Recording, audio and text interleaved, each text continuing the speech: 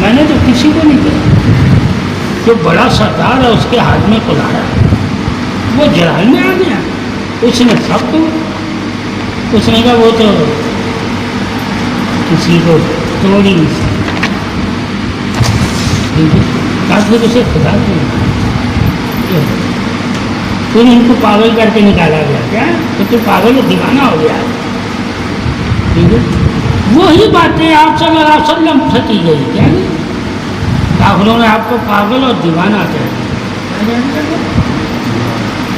پاگل اور دیوانہ کیوں کہا جاتا؟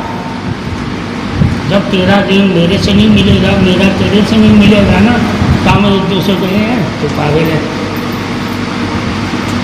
جن کا ذہن مل جائے گا وہ تیری تعریف کرے گا، جن کا نہیں ملے گا وہ کہنا کہ یہ پاگلانی باتیں کرتا ہے. جس کا ذہن مل جائے گا وہ کہے گا نہیں یار یہ بہت اچھی باتیں کرتا ہے. اس سے ثابت ہوا کہ نفسیات کا بھی بہت تعلق ہے. کیا ہے؟ نفسیات کا بھی بہت تعلق ہے بندے کی دوستی میں. ٹھیک ہے، ان نفسیاتی طور پہ وہ دوستی کو قبول کرنے کو تیار ہی نہ ہو جتنا مرضی سے اچھی باتیں کرو. ٹھیک ہے، تو اگر وہ پہلے سے ہی دوستی ڈھونڈ رہا ہو نفسیاتی طور پہ تو اس کو دوستی کے سارے مل جائیں، وہ فوراً دوستی کر لیں. تو کچھ لوگ پہلے سے ہی دوست کی تلاش میں ہوتے ہیں. کیا ہوتے ہیں؟ جس طرح قرآن میں لکھا ہوا ہے میرے بندوں کو تلاش کرو. ان کی یہ نشانیاں ہیں. کیا نشانیاں ہیں؟ کہا وہ اس نے سلوک سے ملتے ہیں، اس نے اخلاق سے ملتے ہیں. ٹھیک ہے، ہمدردی ان کے دلوں میں ہوگی.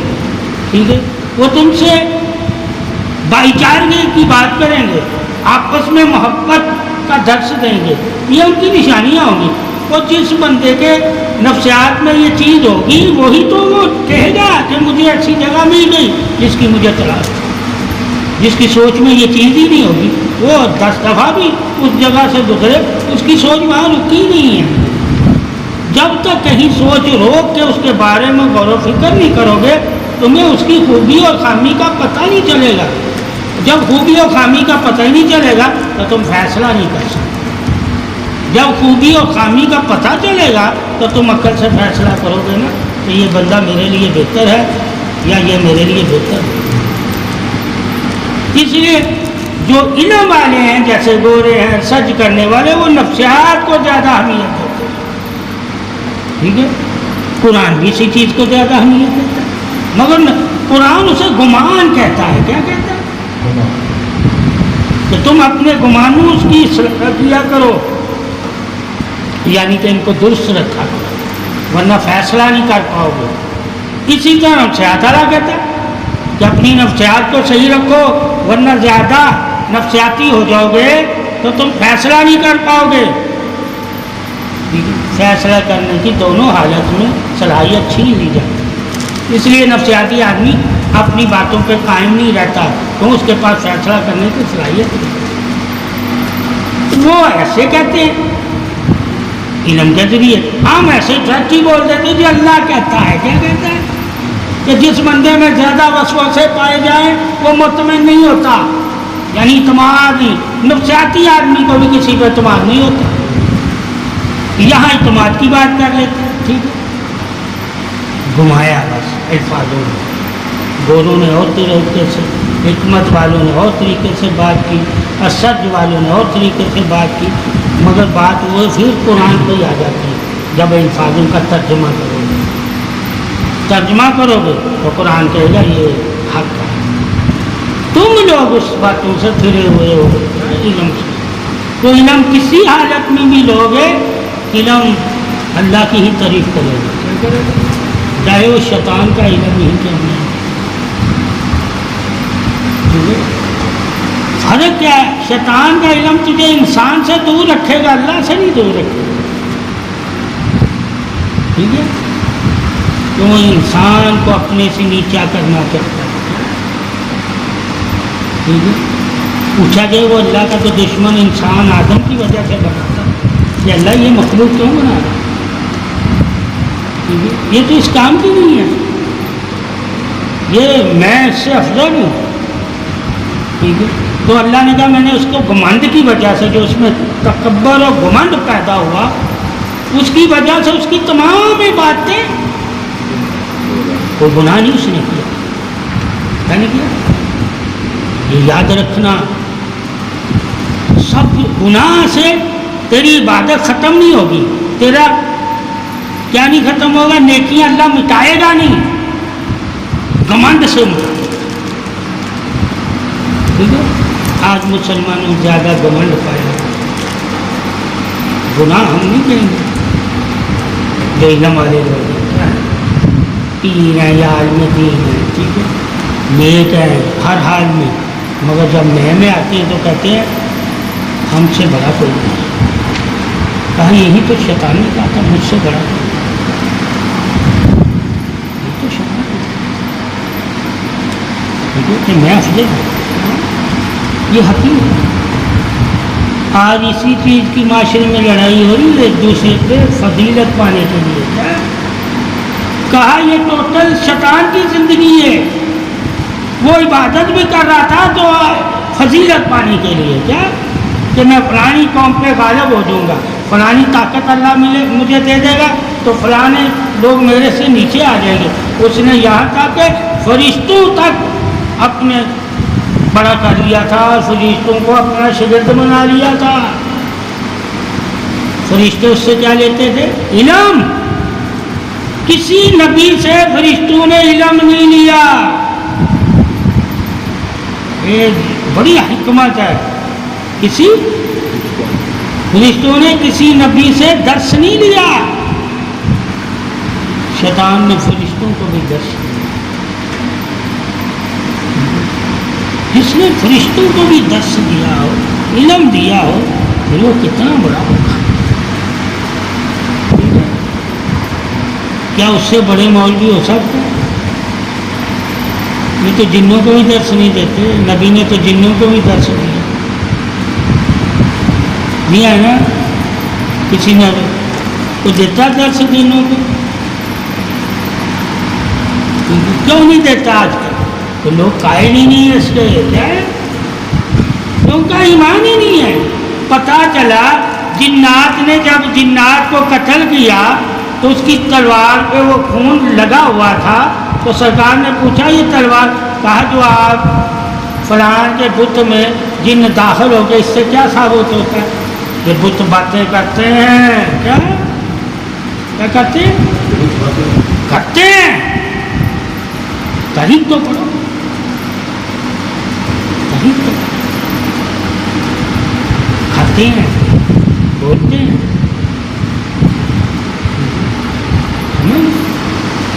اب ایک بندہ دوسری پوجا کر رہا ہے، حدیث میں کیا ہے؟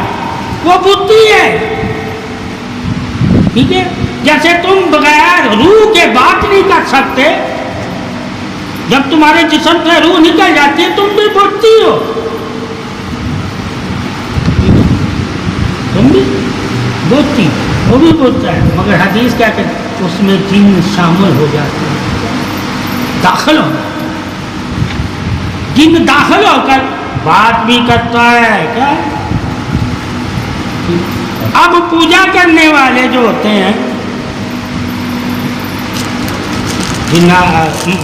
ان چیزوں کی کسی نہ کسی کے ساتھ، کسی نہ کسی کے ساتھ ایسا ماجرا ہو چکا ہوتا ہے، وہ گواہ ہوتا ہے کہ میں نے اپنے بھگوان کو بات کرتے دیکھا. تو پھر کیا اس کا عقیدہ تم ختم کر سکتے؟ جب تک اسے شعور نہیں ہوگا. اسی طرح سنیوں کے ساتھ بھی ہوتا ہے کہ میں نے جھلک دیکھی. کس کی دیکھی؟ بزرگ کی ہے. بزرگ تو باہر نہیں آ سکتا شراتن قبر سے. تجھ سے کون آ کے ملا؟ اسی طرح وہ تو بات نہیں کر سکتا. تو نے کیسے بات کر لی؟ جب علم ہوگا تو ہم بات کریں گے. تو بزرگوں کا ہمزاد بھی ہوتا ہے. کیا ہوتا ہے؟ بزرگوں کا ہمزاد بھی ہوتا ہے. ہو سکتا ہے وہ ہمزاد اس کی مدد کرنے آ گیا ہو. تو وہ تو کہے گا نا میری فلانی ولی نے مدد کی ہے. اس کا عقیدہ کیسے ختم کرو گے؟ اسی طرح جس کا بت یعنی کہ کی شکل میں جن آ گیا ہو اور وہ بات کرے ہم ذات بھی جن ہے، کیا ہے؟ اس کا عقیدہ کیسے ختم کرو گے؟ جب حدیث پڑھی ہوگی کہ جنوں کے ذریعے بھی مدد ہوتی ہے، کیا ہوتی ہے؟ وہ تمہارے کام کرتے ہیں، تمہیں کیسے پتہ چلے گا؟ وہ شکل جس کی آیا ہے تو اسی کا نام لے گا. وہ کسی بھگوان کی شکل میں آ جاتا ہے، کسی بزرگ کی شکل میں آ جاتا ہے، کسی عام انسان کی شکل میں آ جاتا ہے، اور تمہیں اسی کا نام لے کر کہتا ہے کہ میں فلاں ہوں، تو مجھے پکار رہا تھا، مجھے تیرے پاس آنا پڑا. اس کا عقیدہ کیسے ختم کرے؟ وہ تو کہے گا نا میں نے آنکھوں سے دیکھا، تو نے نہیں دیکھا تو میں کیا کروں؟ میں آنکھوں سے لوگ پھر آنکھوں سے دیکھے اور کانوں سے سنی ہوئی بات پہ منکر نہیں ہوتے، چاہے ان کے سامنے جتنی مرضی دلیلیں دے دینا، وہ نہیں مانتے. جب ان چیزوں کے ہم نے شرح پڑھی ہوگی، یہ والے علم نہیں پڑھے ہوں گے، تو ہم کسی کو کیا سمجھا سکیں گے کہ بھئی یہ ہوتا ہے؟ ہم منکر نہیں ہیں، مگر یہ کرتے کون ہے؟ جنات. کون کرتے؟ جنات. مٹی اگر کر سکتی تو پڑھو مٹی کی خصلت، تم علم والے ہو. مٹی کا کام کیا ہے؟ جب تم نے مٹی کے بارے میں پڑھا ہوگا، مٹی سے انبیاء نے کیا کیا کام لیے، لوگوں نے اس سے محل بنائے، اینٹیں بنائی، ٹھیک ہے، اس سے پودے اگائے، ٹھیک ہے، اس کے گھر بنائے. کام تو مٹی سے لیے گئے ہیں. مٹی کو جس کام کی اللہ نے طاقت دی ہو اگانے کی، اس سے ہٹ کے اس میں اگر طاقت ہے تو یہ پھر مٹی کی طاقت ہے. یہ پھر تو غیبانہ طاقت ہے. غیبانہ طاقت کن کی ہے؟ اللہ نے کہا جناتوں کی، ہم ذاتوں کی، خبیث و خباث، نیک اور بد. نیک بھی، نیک کون ہے؟ کہا وہ بھی جن ہے. بد کون ہے؟ وہ بھی جن ہے. اب تمہیں کیسے پتا چلے گا؟ تم اس کی خصلت والے ہی نہیں ہو، تم تو مٹی کی خصلت والے ہو. مٹی کے بارے میں نیکی بدی تم بتا سکتے ہو، آگ کے بارے میں تو نیکی بتا ہی نہیں سکتے. کہوگے آگ کا کام ہی ایک ہے، اگر آگ کے بارے میں پڑھا ہوگا تو اس کا کام صرف جلانا ہے، وہ کسی چیز کو ٹھنڈا نہیں کر سکتا، ثابت نہیں رکھ سکتا.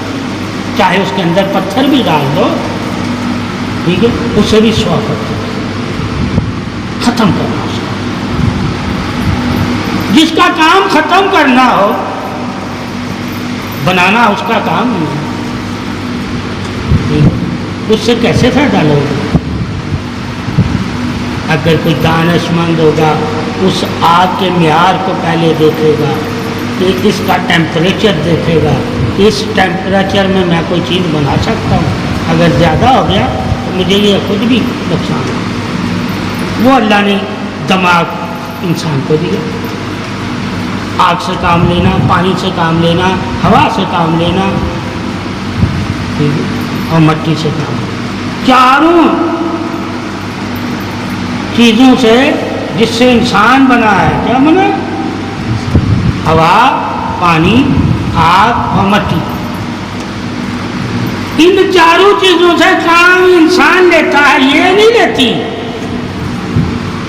ثابت ہوا یہ چاروں چیزیں انسان کے تابع ہیں، کیا ہیں؟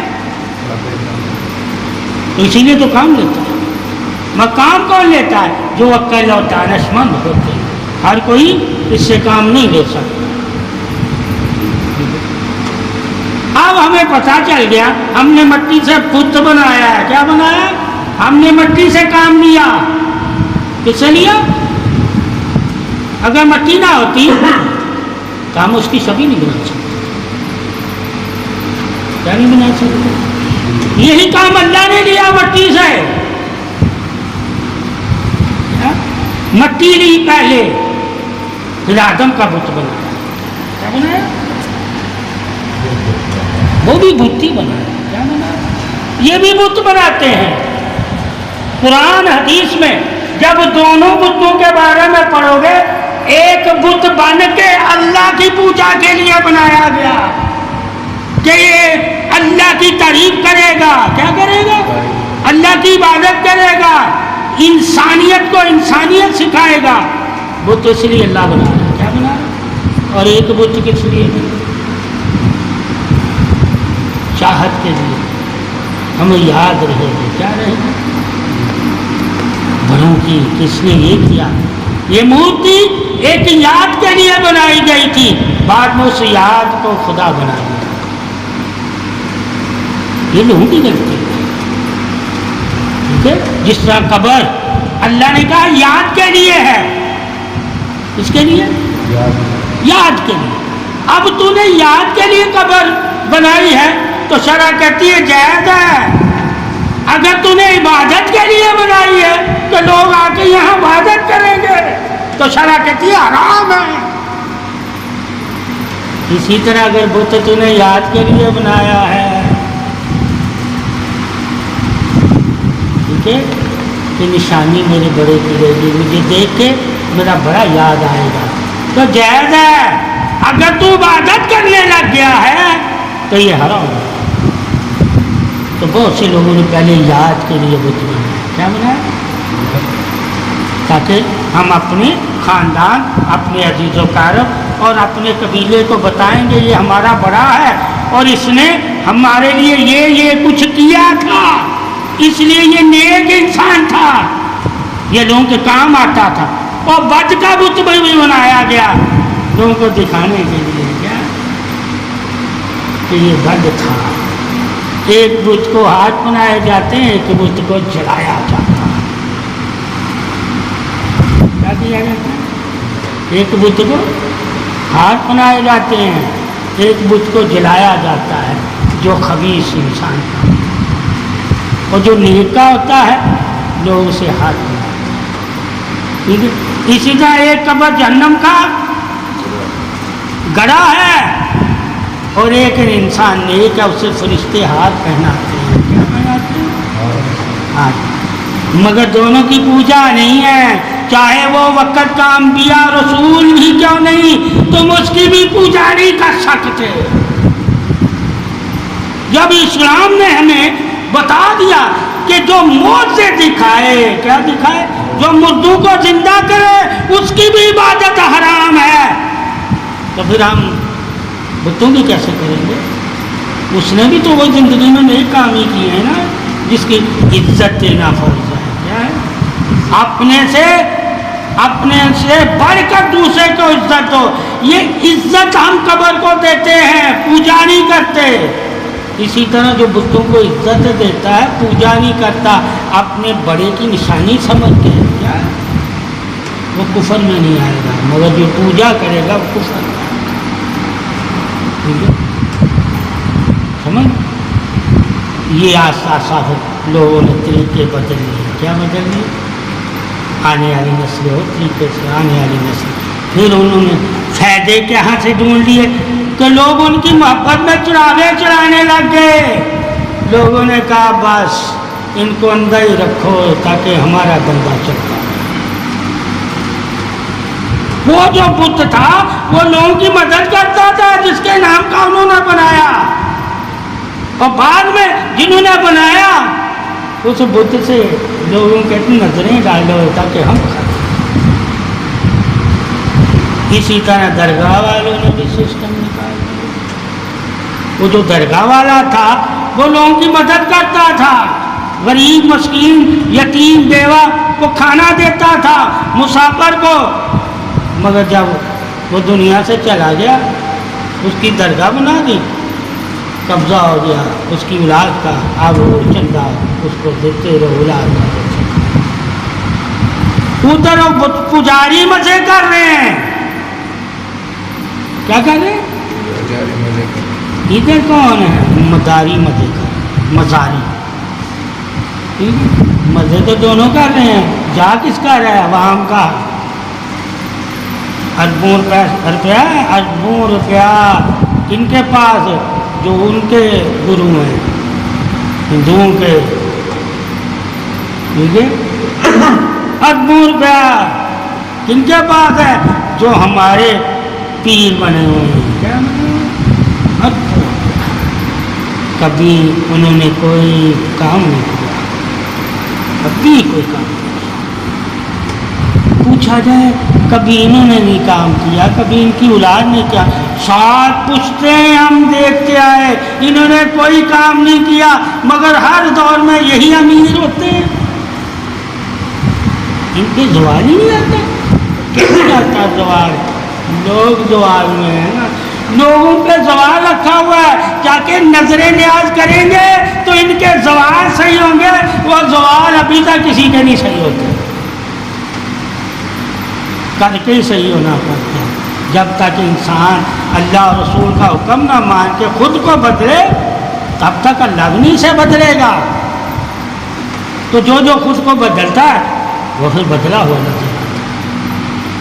دعا لینے والا اگر چندہ لینے لگ جائے تو دعا بک گئی. کیا ہے؟ دعا بک گئی.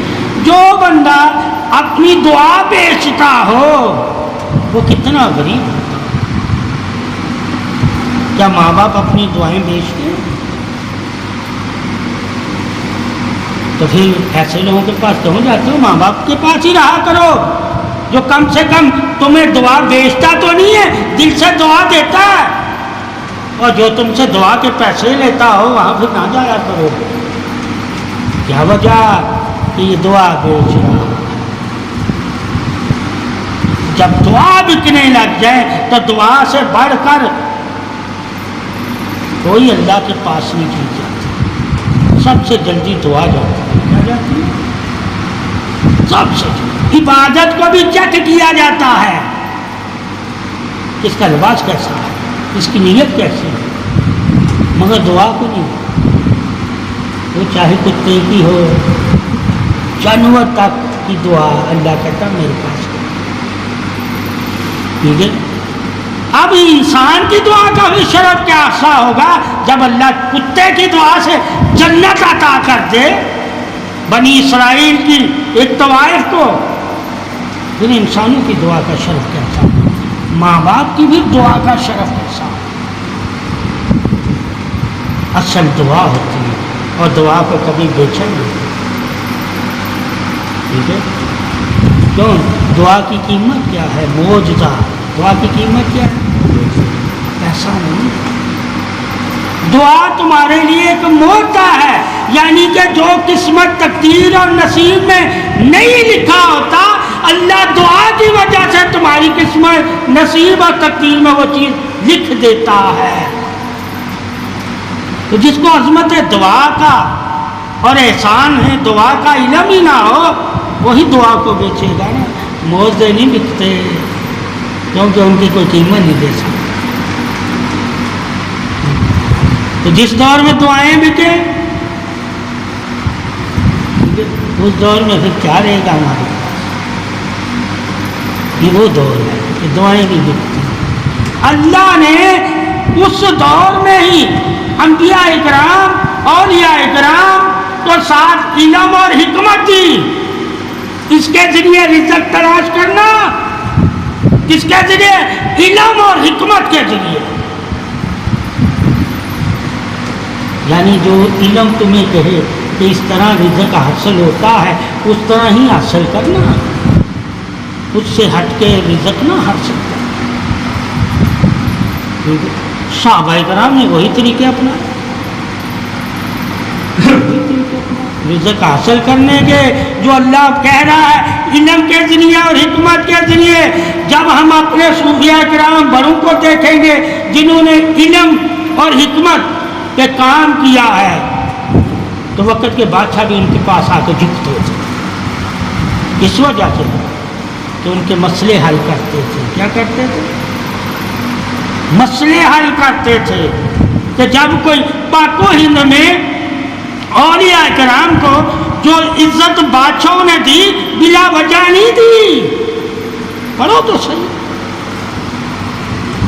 کہ جہاں کو خزانے کا سکہ ملتا تھا، وہ نقشہ ملتا تھا، وہ خزانہ ڈھونڈ نہیں پاتے تھے تو صوفیاء اکرام کے پاس آتے تھے کہ آپ کے پاس کشف ہوتا ہے، آپ یہ معلوم کریں، ہمیں تو نظر نہیں آ رہا. تو انہوں نے خزانے چھپے ہوئے وقت کے بادشاہوں کو بتایا. ٹھیک ہے، چھپے ہوئے. جب وہاں سے دریافت ہوا خزانہ تو اس وقت کے بادشاہ کیا کرتے تھے؟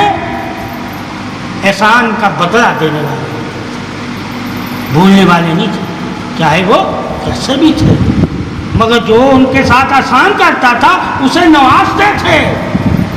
ان کی فطرت میں تھا عزت دینا اس کو جو انہیں عزت سے دیتا تھا، جو نہیں دیتا تھا اسے وہ بھی نہیں دیتے تھے. یہ تو ہماری شرع بھی کہتی ہے کہ جو تمہیں عزت دے اسے عزت دو، اور جو تجھے عزت نہیں دے اس سے کنارہ کر لو.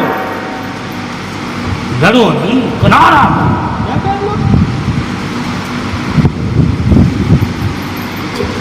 اسی طرح نظام الاولیاء کے دور کا واقعہ ہے کہ گیس الدراز رحمت اللہ علیہ آپ کے مرید تھے. اس دور کا جو بادشاہ تھا اسے خزانے کا پتہ چلا، مگر جو خزانہ تلاش کرنے والی اس کی ٹیم تھی وہ خزانہ تلاش نہیں کر پائی، اس جگہ پہ پہنچ گئی. انہوں نے نظام الدین اولیاء رحمۃ اللہ علیہ کے پاس اپنا وزیر بھیجا کہ جاؤ اب ہمارا کام نہیں، اب کسی اللہ والے کی نظر کا کام ہے. نظر کیا ہے؟ نظر کے بارے میں اگر ہم جانیں، نظر ایک دنائی ہوتی ہے کہ جو چیز روشنی سے نہیں تمہیں نظر آتی، ایک بندے کی عقل میں روشنی کم ہے جسے سینس کہتے ہیں. کیا آنکھ میں سیل کہہ لو، کیا کہہ لو، ٹھیک ہے. اس کے سیل ویک ہے ایک بندے کے سیل بہت زیادہ طاقتور. وہ جب سوچتا ہے تو دیوار کے پیچھے تک کی خبر لے لیتا ہے،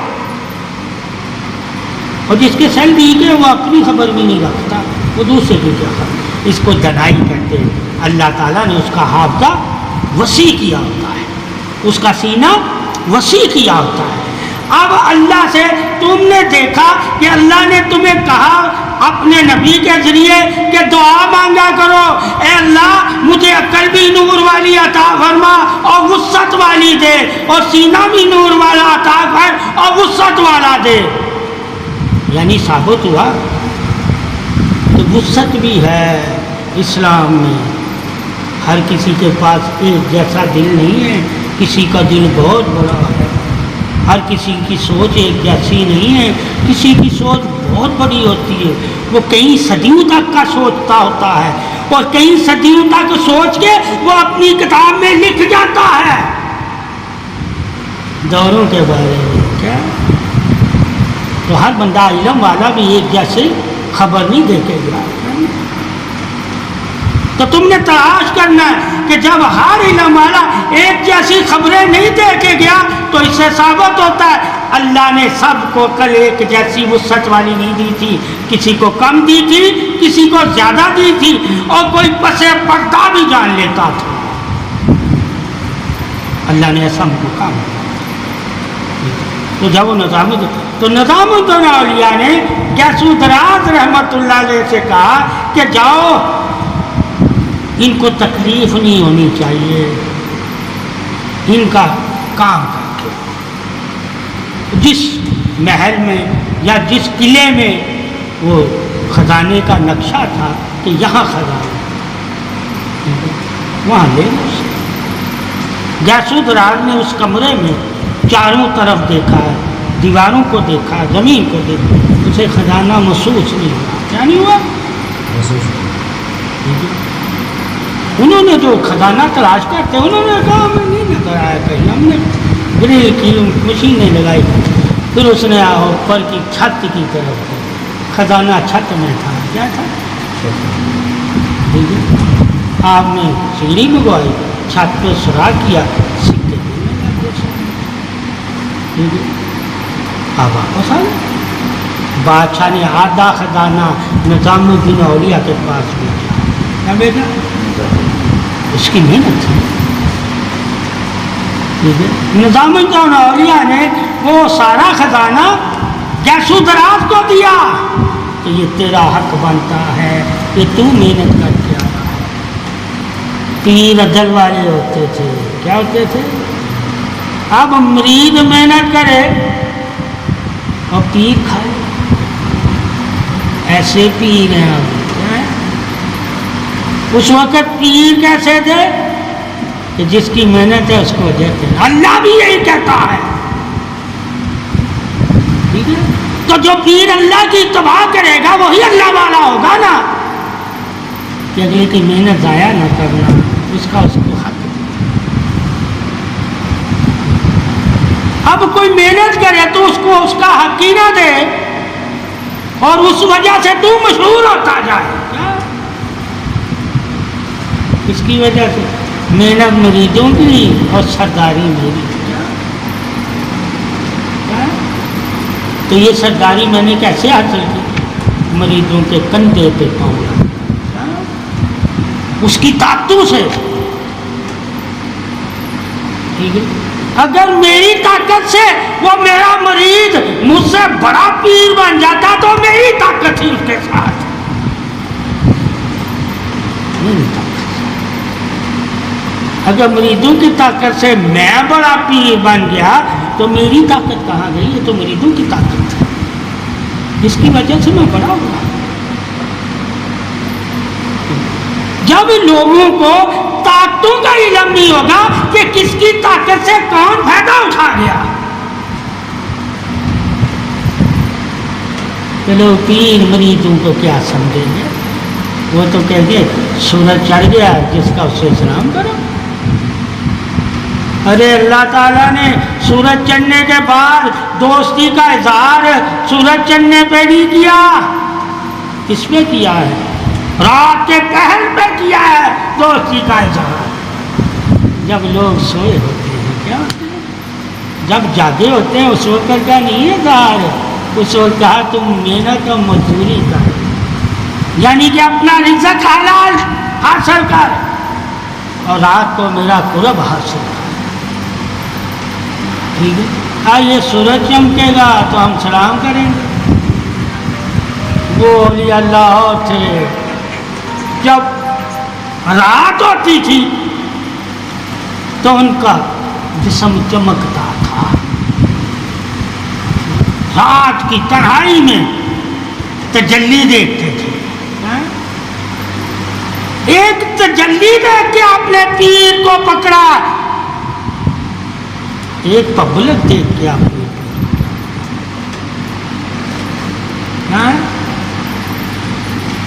پبلک دیکھ کے کیا ہے؟ تجلی نہیں آپ نے دیکھی. تجلی کیا ہے؟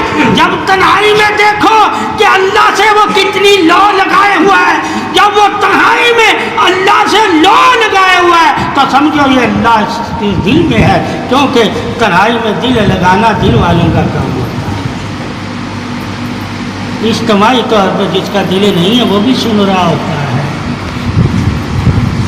وہ بھی محفل میں بیٹھا ہوتا ہے، مگر تنہائی میں محفل میں بیٹھنا اسی کا کام ہے جس کے دل میں خدا ہوتا ہے. ہر کوئی تنہائی والی عبادت نہیں کر سکتا، مگر اجتماعی والی ایک بچہ بھی آ کر تمہارے ساتھ عبادت کرے، ایک بوڑھا بھی آ کے کر لے گا، کیونکہ وہ عبادت آپس میں دیکھ کر طاقت پیدا کرتی ہے. حوصلہ یعنی کہ تبلیغ ہے وہ عبادت. تم ایک دوسرے کی عبادت دیکھ کے عبادت کی طرف آ جاؤ گے شرم کر کے، یا فلاں مسلمان پار کر رہا میں نہیں کر رہا، میں کیسا مسلمان ہوں. یہ احساس جگانے کے لیے ہے عبادت کا، اور وہ اللہ سے لو لگانے کے لیے. ایک بیداری کے لیے عبادت ہے، ایک وفاداری کے لیے بات. بیدار ہو گئے تو وفادار ہو گئے، یعنی 5 ہی باتیں تجھے بیدار رکھیں گی، اور جو رات کی عبادت ہے وہ تجھے دوست بنائے گی، وفادار. اس لیے اللہ نے ان 5 عبادتوں میں دوستی کا ذکر نہیں کہا گناہ معاف ہوں گے. کیا ہوں گے؟ رات کی عبادت کہا میں ساتھ ہوں، میں پہلے آسمان پہ آ جاؤں گا تیری گفتگو سنوں، مگر ان 7 عبادتوں میں 5 عبادتوں میں پہلے آسمان پہ نہیں آ رہا، پہلے آسمان پہ نہیں آ رہا. کب فرشتے لے کر آئیں گے عبادت تیری؟ کیا اس میں چاندی سونے ہیرے جوہرات کے تھالوں میں رکھ کے، اور جب تو رات کی عبادت کرے گا میری محبت میں تو میں دیکھوں گا میرے سامنے تیری عبادت کا شرف بھی بتا دیں، حتیٰ کہ وہ عبادت فرض نہیں ہے مگر قرب اس عبادت کا کتنا ہے، قرب اتنا کہ 7ویں آسمان سے پہلے آسمان پہ آیا. اور فرض میں کیا ہے؟ میں 7ویں آسمان پہ ہوں، ہر آسمان سے فرشتہ عبادت لے کر آئے گا تیری یا بندے، اور ہر آسمان والا فرشتہ اس عبادت کو چیک کرے گا کہ عبادت آگے جانے کے قابل ہے یا نہیں. مگر اس میں فرشتہ نہیں ہے جو عبادت لے کر آئے. کہا میں خود دیکھ پوچھا جائے اسی طرح بہت سے بندے ہیں ان کو اللہ خود دیکھ رہا ہوتا ہے، اور بہت سے ہیں ٹھیک ہے فرشتوں کے ذریعے اللہ تک پیغام اس بندے کا پہنچتا ہے. ہر بندہ ایک جیسا نہیں.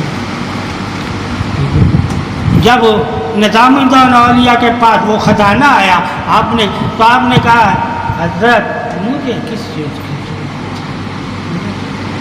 5 آج خزانہ آئے نا تو مسجدیں بنیں گی، کیا بنیں گی؟ مدرسے بنیں گے، ٹھیک ہے بانٹا نہیں جائے گا.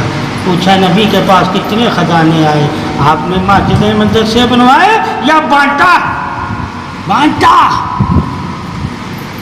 غریبوں کو. اسی لیے تو کہا غریبوں میں دین آیا ہے اور غریبوں میں اٹھایا جائے گا، کیونکہ غریبوں کا دل جو ہے نا وہ احساس والے ہوتے ہیں. ٹھیک ہے احساس، انہیں تھوڑی سی محبت دے دو وہ زندگی بھر یاد رکھیں گے. کیا رکھیں گے؟ اور امیر محبت کو یاد نہیں رکھیں گے، نافع کو بھی یاد نہیں رکھیں گے. کیا نہیں رکھیں گے؟ ہر روز نافع دو تو یاد رکھیں. ٹھیک ہے ان کو بزنس سے مطلب ہے، دولت کو بڑھانے سے مطلب ہے، انہیں شان و شوکت اور دبدبہ حاصل کرنے سے مطلب ہے، انہیں تمہارے انسانوں سے محبت کرنے سے کوئی مطلب نہیں، کیونکہ اسے نشہ ہو گیا. اور نشے والا محبت اسی سے کر رہا ہوتا ہے جس سے وہ نشہ کرتا ہے. ٹھیک ہے اسے نشے سے محبت ہے، کسی اور سے نہیں محبت. اگر کسی اور سے محبت ہوتی تو وہ نشہ کبھی نہ کرتا. ٹھیک ہے اسی وجہ سے گمراہ ہو جاتے، نشے کی وجہ سے. محبت کی وجہ سے گمراہ نہیں ہوتے. تو محبت تو تعریف کرنے کے لیے ہوتی ہے، اور جب اسے محبت ہوتی تو وہ پیسے سے اور محبت پھیلاتا اپنی لوگوں کے دلوں میں، اور لوگ اس کی اور تعریف کرتے. اللہ سے نہیں کہتا مجھ سے محبت کرو، کیوں کہ میں محبت میں لٹاتا ہوں. محبت لٹانے کے لیے ہوتی ہے. اگر تم کسی سے محبت کرتے ہو اور اس کا دل جیتنے کے لیے، دل راضی رکھنے کے لیے، اسے خوش کرنے کے لیے تو اگر لٹاتا نہیں ہے تو تم اس سے محبت ہی نہیں کرتا. محبت کا نام لٹانا ہوتا ہے. ٹھیک ہے لٹانا کس وجہ سے ہے؟ تاکہ میرے محبوب کی تعریف کی جائے. کیا کی جائے؟ جب محبت میں محبوب کی تعریف کو اہمیت دو گے تو دنیا کی دولت لٹاؤ گے نا.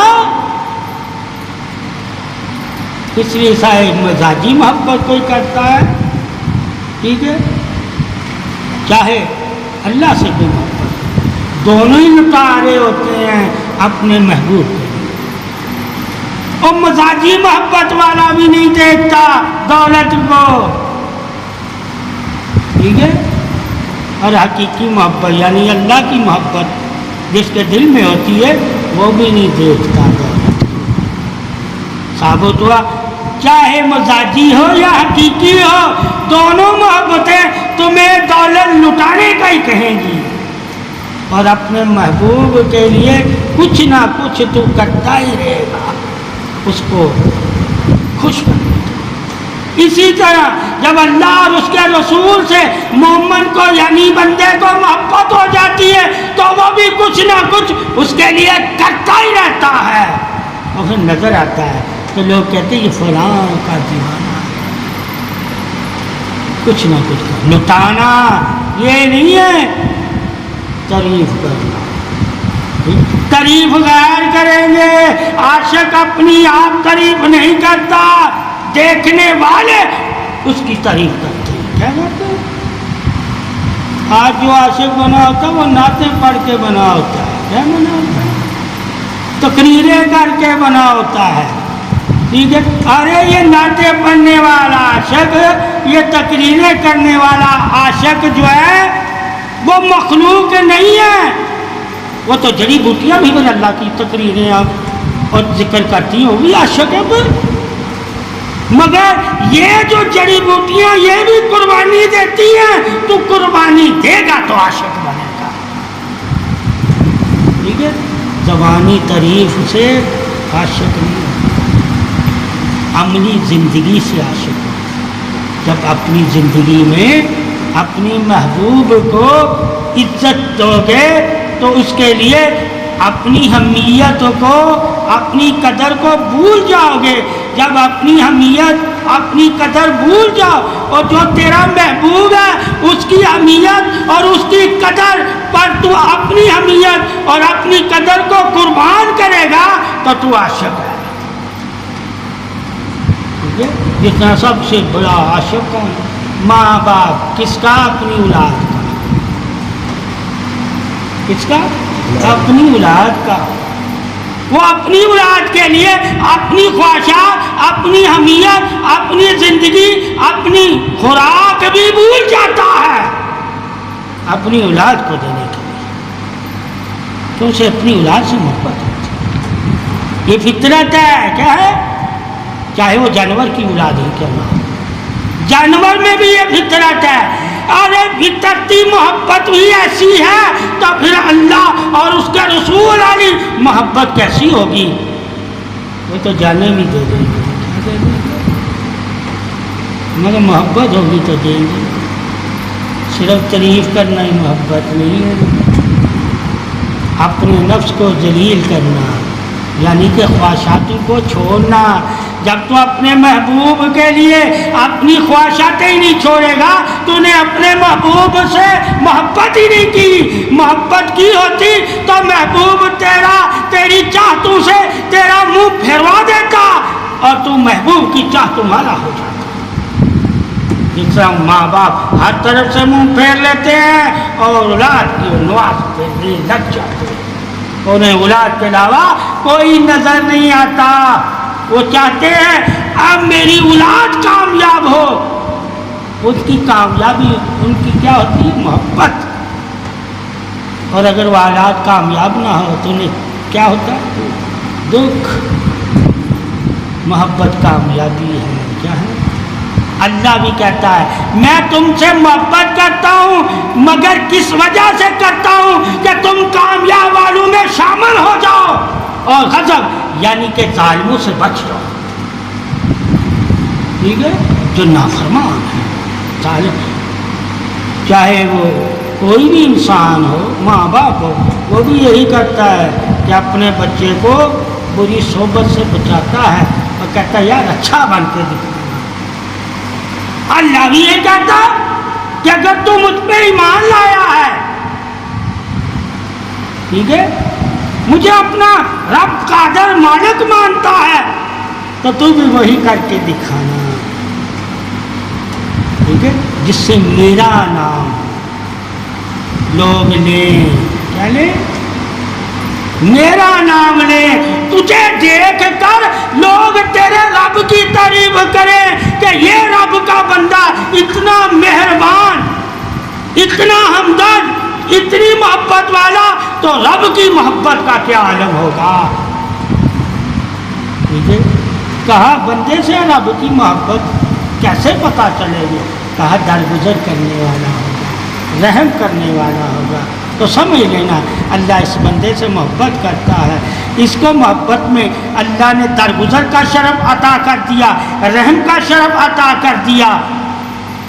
تو رحم تو بندہ نہیں، یہ تو اللہ کی صفت ہے۔ جب محبت نے، اللہ نے محبت میں اپنی بندے کو صفت دے دی، اس کے دل میں رحم ڈال دیا، تو رحم اللہ کی صفت ہے۔ اللہ جب بندے کو اپنی صفت دے دیتا ہے تو وہ محبت ہی ہوتی ہے اس کی۔ اسی طرح ماں باپ اپنا دولت ہر چیز اپنی اولاد کو دے دیتے ہیں، یہ محبت ہی تو ہوتی ہے۔ ماں باپ جن سے ماں باپ کا دل اٹھ جاتا ہے، جو اولاد سے تنگ آ جاتے ہیں، وہ تو نہیں دیتے، وہ کہتے ہیں تم لوگوں نے کیا کیا ہے سوائے دکھی کرنا، آج میں اپنی وراثت تمہیں نہیں دوں گا۔ یہ فطرت ہے۔ اسی طرح جس نے اللہ کو راضی کیا ہوتا ہے، اللہ کہتا تو میری وراثت لے لے، اور جس نے نہیں کیا ہوتا اللہ کہتا دور ہو جا، جا جہنم میں، کیا جا؟ جس طرح ماں باپ دنیا میں کہتے ہیں جا جہنم میں، ہمیں تیرے سے کوئی پرواہ نہیں، تو ہمارے لیے مرا ہوا ہے، اس وجہ سے دل دکھایا ہوتا ہے، ادھر اللہ کو ناراض کیا ہوتا ہے۔ تو اصل ناراضگی عذاب ہے، کیا ہے؟ وہ دنیا میں تم کسی پہ ناراض ہو لو تجھے دکھ ہی رہے گا، ٹھیک ہے، تو دکھ ناراضگی، اس لیے کہتا ہے محبت سکھ ہے۔ آپس میں جب تم ناراض ہو جو تو جلدی کیا کرو صلح کرو، تاکہ زیادہ دیر تم لوگ دکھی نہ رہو، پھر مل جائے گا، چاہے وہ کافر ہی ہو، کیا اس سے بھی ناراض نہیں رہے، صلح یہ کیوں رکھے؟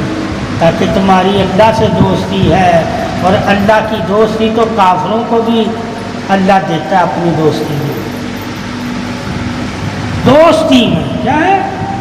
اللہ نے کہا میں انہیں عذاب نہیں دوں گا جب تک کہ بغیر ایمان لائے مرتے نہیں، اگر مان لے آتے ہیں یعنی کہ میری دوستی کو مان لیتے ہیں تو میں انہیں بھی تمہارے جیسا ایمان دوست کیا ہے۔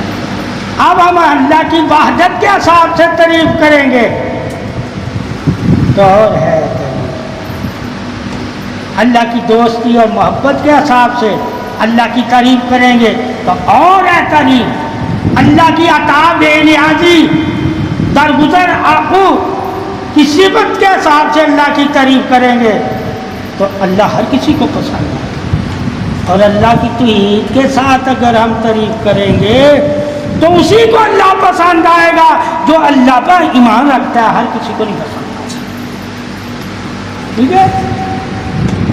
تو ہر کوئی توحید کو تو نہیں مانتا نا، مگر دوستی کو تو ہر کوئی مانتا ہے، درگزر کو تو ہر کوئی مانتا ہے، محبت کو تو ہر کوئی مانتا ہے۔ جس چیز کو ہر کوئی مانتا ہو اس چیز کا کوئی منکر نہیں ہے، مگر اللہ کی توحید کو صرف مومن مانتا، ہر کوئی تو نہیں مانتا۔ تو یہ جاننا چاہیے کہ تبلیغ میں کس کو کر رہا ہوں، اگر توحید والے کو کر رہا ہوں تو اس میں تبلیغ کرنے کا انداز ہے، اگر انسان کو کر رہا ہوں ایمان نہیں لایا تو اس میں انسانیت کو زندہ کرو، جب وہ انسانیت اس میں زندہ ہو جائے گی تو اللہ کے نبی کا فرمان ہے کہ انسان فطرت اس کی دین پر ہے، انسان کی فطرت دین پر ہے۔ جب ایک انسان کو اس کا فطرتی سوچ بتاؤ گے، فطرتی مقام بتاؤ گے، تو ہو سکتا ہے وہ اپنی فطرت سے سوچ کر حقیقت پر تسلیم کر۔ وہ فطرت تسلیم کرنے کا نام ہے، تسلیم کرنے۔ توحید عقل میں نہیں آتی، ٹھیک ہے، توحید عقل میں نہیں آتی، مگر فطرت ہر بندے کی عقل میں آ جاتی ہے کہ یہ اچھا ہے یا برا ہے، یہ اچھی بات کر رہا ہے یا بری کر رہا ہے، یہ اچھے خاندان سے یا برے خاندان سے، یہ طاقت والا ہے یا بزدل ہے، یہ تو ہر انسان کے عقل میں ہے۔ تو تم جب ان چیزوں سے کام لو گے تو کوئی بھی تم سے نفرت نہیں کرے گا، کیونکہ یہ محبت کا درس ہے۔ اجاگر کرنا سوئے ہوئے ضمیروں کو، سوئے ہوئے انسانوں کو اور مرے ہوئے کو زندگی دینا۔ دین مرے ہوئے دلوں کو زندہ کرتا ہے، سوئے ہوئے کو بیدار کرتا ہے اور بیداروں کو انعام والا بنا دیتا ہے۔ جب ان ساری زندگیوں کا علم سے تو نے شعور سے حاصل کیا ہوگا پتہ کہ کون سی زندگی کس خصلت کو زیادہ اہمیت دیتی ہے، اس سے جب وہی بات کرو گے تو وہ تسلیم سرخم ہوگا۔ ٹھیک ہے، تو نظامی تو اولیاء رحمت اللہ علیہ کے کیسو دراز رحمت اللہ جو مرید تھے، انہوں نے سونا تلاش کر کے دیا، کسی ولی سے سونا لیا نہیں ہے، کسی بادشاہ سے۔ آج بادشاہوں سے گفٹ لیتے ہیں، اس دور کے اولیاء بادشاہوں کو گفٹ دیتے تھے۔ لے جاؤ سونا، ہمیں نہیں چاہیے، ہمیں تمہاری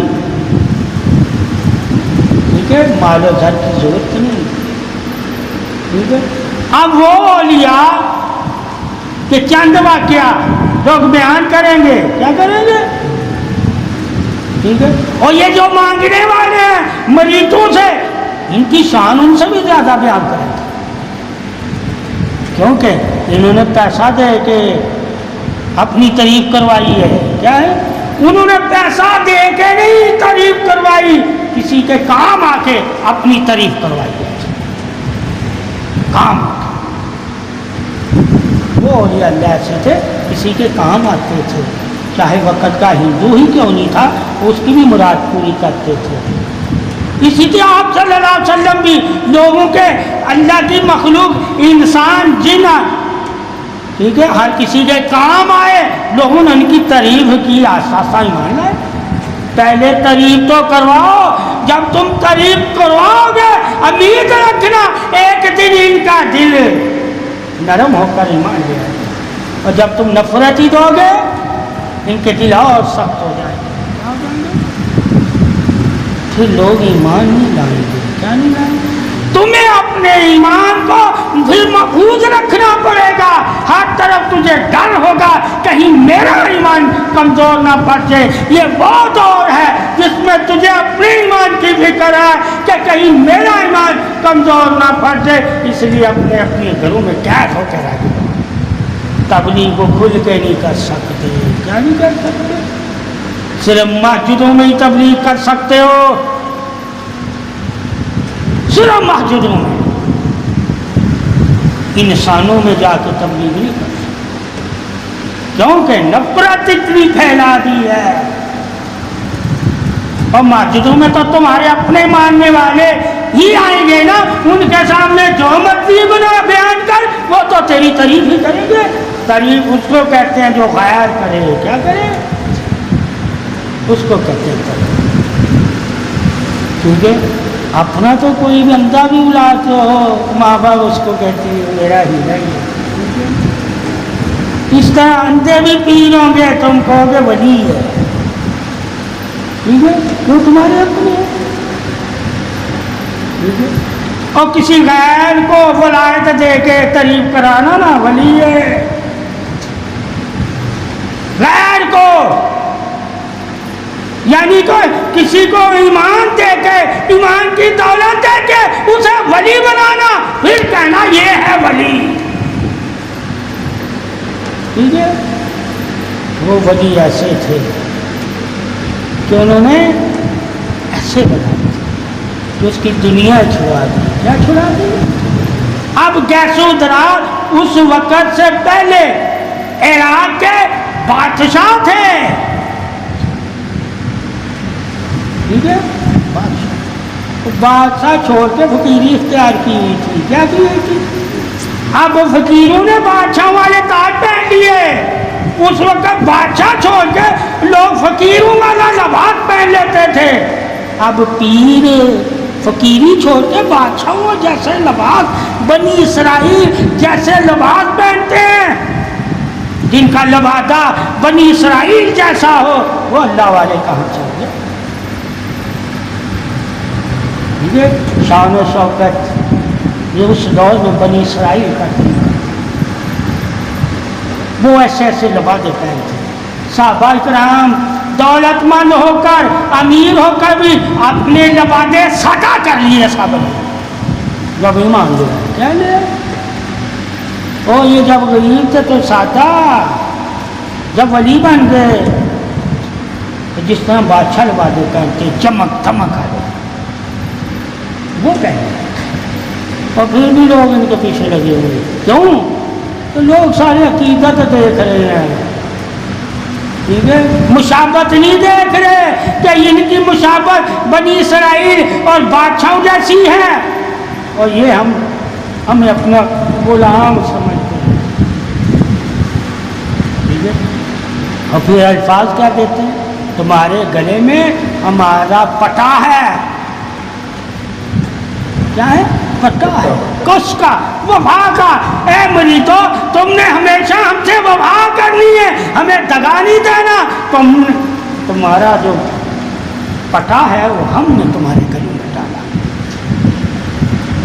جانور کے گلے میں پٹا ہوتا ہے. اب پیری مریدی پٹا. اللہ نے بھی یہ الفاظ نہیں رکھا پٹیالہ. کہا ایمان کی رسی کو مضبوطی سے تھامنا. گلیا کا ذکر ہی نہیں کہا، ہاتھوں کا ذکر. تو یہ بھی اگر پٹا دیتے ہیں تو کہتے ہیں ہاتھوں سے پکڑی رکھنا.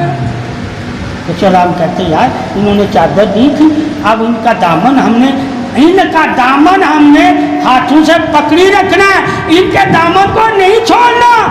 پٹا تو نہ کہتے تھے، دامن کہہ دیتے. کیوں؟ حدیث میں دامن کا ذکر ہے کہ اپنے بڑوں کے دامن سے جب تک تم لگے رہو گے، اللہ کی پناہ میں رہو گے، حفظ و ایمان میں رہو گے، سلامتی میں رہو گے. ٹھیک ہے. طریق عظمت پاکی میں رہو گے کہ یعنی کہ تم نیک کام کرتے رہو گے جب نیکوں کے دامن سے لگے رہو گے. یہ عظمت ہے اللہ والوں کی کہ ان کے دامن سے آ کر جب تم لگتے تھے تو تب اللہ تمہیں شیطان سے محفوظ رکھتا ہے جب تک ان کے قریب رہتے ہو. یہ اسلام کا قلعہ ہے. کیا ہے؟ درسگاہ اور درگاہ اولیاء کرام اور عالم دین. جب تک تم اولیاء کرام کے قریب رہو گے تو تم شیطان سے محفوظ ہو، اور جب تک تم عالم دین کی درسگاہ یعنی کہ ان کا درس سنتے رہو گے تو تم شیطان سے محفوظ ہو. دونوں ہی جگہ تمہارے لیے شیطان سے پناہ کی طرح ہے. دونوں ہی جگہ. مگر دونوں جگہ پہ تم پہ کیا لازم ہے کہ انہی پہ توجہ رکھنا، کہیں اور توجہ نہ لے کر. یہ تمہارے اوپر بھی ذمہ داری رکھی ہے کہ جب عالم گفتگو کرے، ٹھیک ہے، تو اس کی دل گفتگو تم توجہ سے سننا، توجہ رکھنا، سلام کرنا. اسی طرح جب دنیا کے کوئی کام کاج کرو تو اس میں بھی توجہ ہی تمہیں سکھائے گی. اگر کام میں تم نے توجہ ہی نہیں دی وہ کام تم سیکھ بھی نہیں پاؤ گے. اسی طرح اللہ کا قرب بھی تمہیں چاہیے تو توجہ ہی ہے. جتنی توجہ کرو گے اتنا ہی اپنے آپ کو ڈھونڈ لو گے. جب تم اپنے آپ کو ڈھونڈ لو گے اور اپنے آپ کو دیکھ لو گے تو تم جان جاؤ گے کہ اللہ کتنی تعریف والا ہے۔ خود کو جاننے سے اللہ کی تعریف ہے، خود کو جاننے سے۔ جب انسان علم سے وہ خود کو جان ہی نہیں سکا، خود کو تلاش ہی نہیں کر سکا، خود کو پہچان ہی نہیں سکا اور خود کی تعریف کو جان ہی نہیں سکا کہ اللہ نے تجھے کیوں تعریف والا بنایا ہے۔ رب تو تعریف والا ہے، ساتھ وہ بھی کہہ رہا ہے اے انسان میں نے تجھے بھی تعریف بنایا۔ یہ نہیں کہہ رہا انبیاء کو ہی بنایا ہے، یہ نہیں کہہ رہا اولیاء کو ہی بنایا ہے، یہ نہیں کہہ رہا صرف محمد کو ہی میں نے تعریف والا بنایا ہے۔ کہا انسان تجھے میں نے تعریف والا بنایا۔ یہ کیا ہے؟ یہ ہے تبلیغ۔ کیا ہے؟ جہاں سے تجھے انسان کی عظمت حیائے پاسداری وفا کا علم ہو، وہاں سے تعریف شروع ہوتی ہے تبلیغ کی، کہ تو نے وفاداروں کو تو اپنا دوست بنانا، جب تمہیں پتہ ہی نہیں ہے بندے میں وفا ہے یا نہیں، تو اسے تبلیغ کیوں کر رہا ہے؟ تجھے پہلے پتہ ہونا چاہیے کہ یہ بندہ کتنا اچھا ہے، اور اچھے انسانوں میں ہی تمہیں ملیں گے۔ کیا ملیں گے؟ ہر انسان برا نہیں ہوتا، چاہے ایمان لائے چاہے نہ لائے، اور ہر ایمان والا بھی جنتی نہیں ہوتا، اور ہر کافر بھی جہنمی نہیں ہوتا۔ ٹھیک ہے؟ یہ ہم اللہ نے حکم دیا، یہ ماننا۔ ٹھیک ہے؟ اللہ جس پہ اپنا کرم کرے، جس سے پسند فرما لے، اسے کہیں سے بھی نکال کے اپنے دوستوں کی صف میں کھڑا کر دے گا۔ یہ اللہ کی تعریف ہے، جسے چاہے۔ یہ اللہ ہے۔ جب ہم اپنے رب کو قادر مانتے ہیں، فیصلہ کرنے میں بھی، عطا کرنے میں